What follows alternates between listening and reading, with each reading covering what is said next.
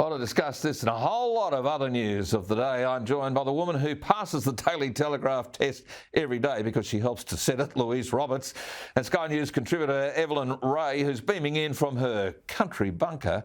Well, Evelyn, our lack of investment in the north, I think, leaves us prone, doesn't it? Absolutely, and I think you paint a devastating picture, Gary, of what life is like for Queenslanders. It's not a Queensland problem, it's a national problem. I mean, you talk about the Bruce Highway, but it's roughly 1,600 k's stretching from Brisbane, as you say, up to Cairns itself.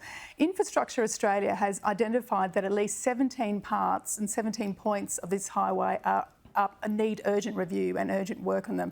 So that's roughly every 100 kilometres you've got a major issue on that highway.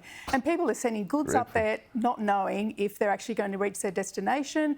And you've got all that terrible footage of the flooding in Cairns and people cancelling their holidays. And tourism is absolutely vital to reinvigorate and sustain that region, as you know. So the fact that the Albanese government is sort of either turning a blind eye or don't prioritise it is terrible. It really is. I mean, how would you feel as a Queenslander knowing that your PM maybe hasn't prioritised your welfare and your economic strength up there?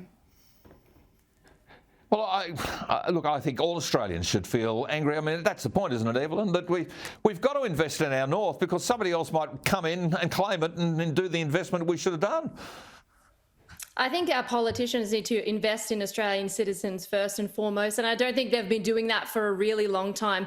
I think that politicians have been plagued by these social justice causes and cults, and I think for a really long time we've abandoned our infrastructure, we've abandoned building up our communities out of fear that we're going to be attacked as anti-environmentalists. I think that's a huge elephant in the room that needs to be addressed. Whenever I think of wilderness, I think of chaos, and we've just allowed Australia to basically go wild. We haven't developed enough, we haven't grown, and for 2023 you would think with all of our education, with all of our advancements in technologies and medicines, you'd think that we'd be progressing, but I think unfortunately we're regressing, and until we start ignoring all of these social justice cults, we're going to just keep failing, and North Queensland has sadly been failed, and it's only going to get worse. And I'd like to ask when the politicians are going to step up. Is it going to be when more lives are lost? Like, when will the rubber band snap, and when will Australians say enough is enough and put politicians back in their place?